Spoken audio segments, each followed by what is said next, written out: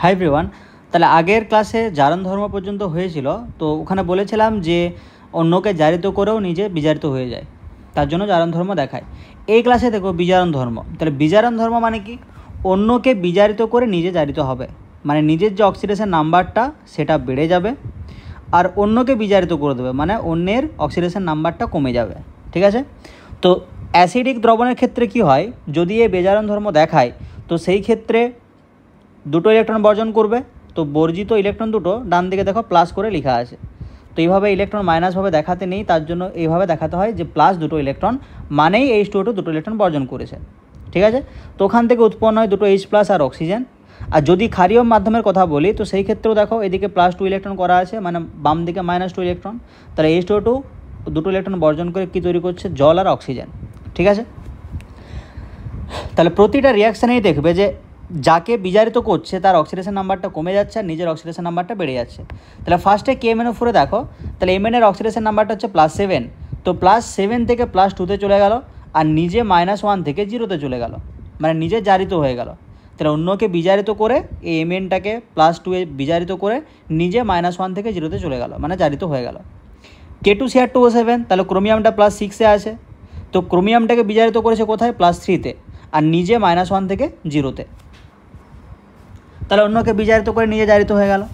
MnO2, তাহলে Mn আছে +4-এ, তো এই +4টাকে কনভার্ট করলো কিসে? +2-তে, আর নিজে -1 থেকে 0তে চলে গেল। ঠিক আছে?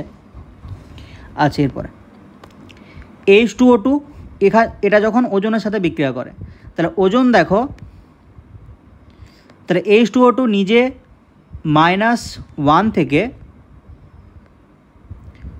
যদি 0তে যায় তাহলে বেড়ে যাচ্ছে, মানে নিজে হয়ে গেল জারিত, আর ওজনকে 0 থেকে -2তে নিয়ে গেল, তাহলে এটা হয়ে গেল বিজারণ। হয়েছে? তাহলে নিজে জারিত হয়ে অন্যকে বিজারিত করে দিল, 0 থেকে -2 মানে কমিয়ে দিল, বিজারিত করে দিল, আর নিজে -1 থেকে 0তে চলে গেল, মানে জারিত হয়ে গেল। ঠিক আছে? তো এইভাবে প্রতিটা রিয়াকশান লেখা আছে, দেখবে যে যাকে বিজারিত করছে তার নাম্বারটা কমে যাবে আর নিজের নাম্বারটা বেড়ে যাবে, প্রতিটা রিয়াকশান। ঠিক আছে? আচ্ছা, এরপরে ধরো এই যে NaOBr, এখানে বিআরটা +1-এ আছে, এটা বুঝবে কি করে?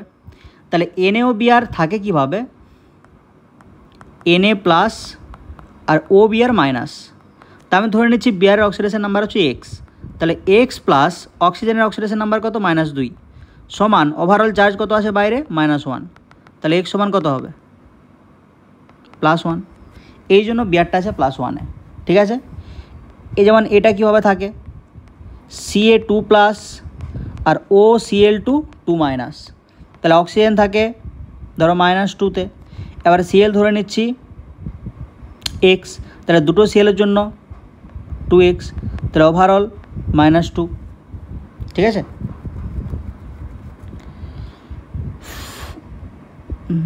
কোথায় গোলমাল হলো?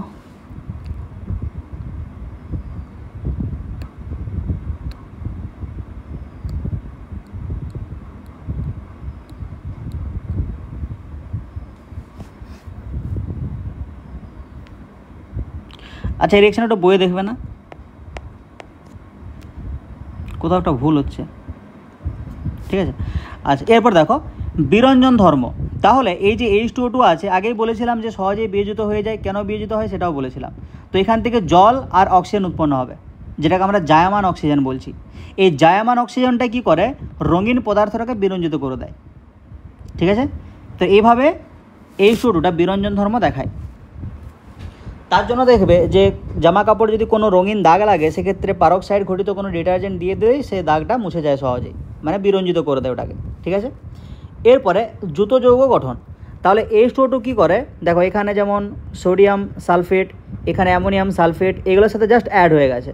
তাহলে সোডিয়াম সালফেটের সাথে H2O2 অ্যাড হয়েছে, তার সাথে 9 অণু জল অ্যাড হয়েছে, এখানে জাস্ট H2O2 অ্যাড হয়ে গেছে। এগুলোকে কী বলা হয়? পারহাইড্রেট বলা হয়। এই যৌগগুলোকে পারহাইড্রেট বলে। এরপরে ইথিলিনের সাথে বিক্রিয়া, এটা ধরো ইথিলিন। ঠিক আছে? তাহলে কি হবে? জাস্ট এই ডাবল বন্ডটা সিঙ্গেল বন্ড হবে। তাহলে দেখো এই কার্বনে 3টে বন্ড, এই কার্বনে 3টে বন্ড, একটা বন্ড ফাঁকা হয়ে গেছে। আরও মুছে গেল মনে হয়।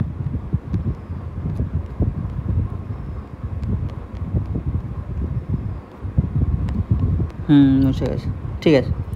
তাহলে এখানে ধরো ডাবল বন্ডটা সিঙ্গেল বন্ড হলো, এই কার্বন একটা বন্ড ফাঁকা, এই কার্বন একটা বন্ড ফাঁকা, তো এখানে OH OH আছে, এখানে একটা OH দিয়ে দেবে, এখানে একটা OH দিয়ে দেবে, ঠিক আছে।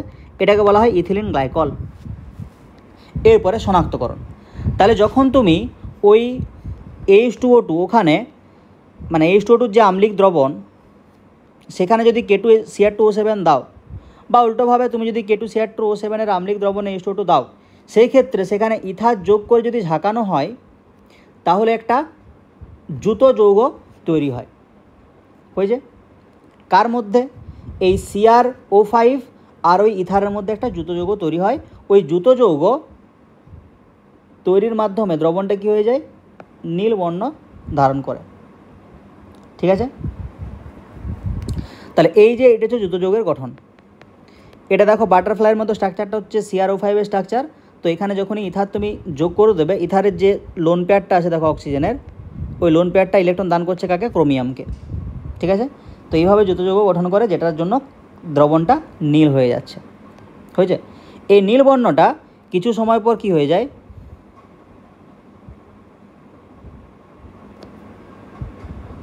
সবুজ হয়ে যায়, ঠিক আছে। আচ্ছা, এরপরে তো সেটা কীভাবে হয়? ওই যে CrO5 উৎপন্ন হয়েছিল, CrO5টা H2SO4 এর সাথে বিক্রিয়া করে Cr2SO4 এর হোল 3 উৎপন্ন করে। তো এখানে Crটা +6-এ আছে, এখানে দেখবে Crটা আছে তোমার +3-তে, ঠিক আছে। তো এই জন্য দ্রবণটা সবুজ হয়ে যায়। আচ্ছা, এরপরে TiSO4 এর হোল 2 টাইটানিয়াম আছে সালফেট। তো সেখানে তুমি যদি H2O2 এর জলীয় দ্রবণ দিয়ে দাও, তো সেই ক্ষেত্রে কি হয়? H2TiO4 উৎপন্ন হয়, ঠিক আছে। H2TiO4 যেটাকে বলা হয় পার টাইটানিক অ্যাসিড, এটার বর্ণ কী হয়? কমলা।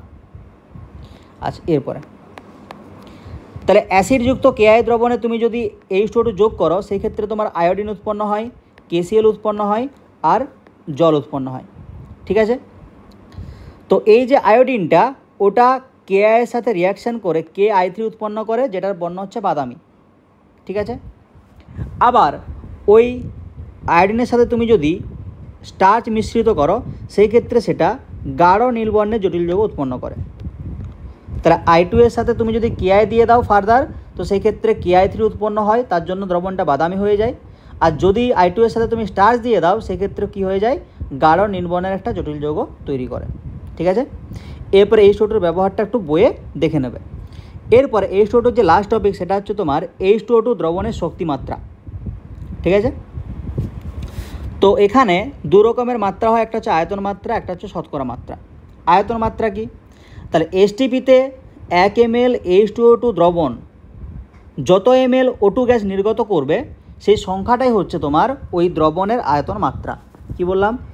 1 ml H2O2 যত ml O2 উৎপন্ন করবে, সেটাই হচ্ছে আয়তন মাত্রা। শতকরা মাত্রা কি? 100 ml H2O2 দ্রবণে যত গ্রাম H2O2 থাকে, সেটা হচ্ছে শতকরা মাত্রা। কি বললাম? 100 ml H2O2 দ্রবণে যত গ্রাম H2O2 থাকে, সেটাই হচ্ছে শতকরা মাত্রা। এরপরে রিলেশন। তাহলে আয়তন মাত্রা হচ্ছে তোমার 5.6 ইন্টু নর্মালিটি। তাহলে তোমার যদি দ্রবণের নর্মালিটি দেওয়া থাকে, তার সাথে 5.6 যদি গুণ করো, সেক্ষেত্রে তুমি আয়তন মাত্রা পেয়ে যাবে। যদি দ্রবণের কনসেন্ট্রেশন গ্রাম পার লিটারে দেওয়া থাকে, সেই ক্ষেত্রে 5.6টা তো থাকছেই, তার সাথে তুমি 17 ভাগ করে দেবে, তাহলে তুমি শতকরা মাত্রা পেয়ে যাবে, ঠিক আছে। আয়তন মাত্রা পেয়ে যাবে। যদি শতকরা মাত্রা দেওয়া থাকে, তো সেই ক্ষেত্রে 5.6 তো গুণ করলেই, 17 ভাগ করলে, তার সাথে আরও 10 গুণ করে দিতে হবে, তাহলে তুমি আয়তন মাত্রা পেয়ে যাবে, ঠিক আছে। তো এই তিনটেকে দেখো একটা লাইনে লেখা আছে, আর কিছু না।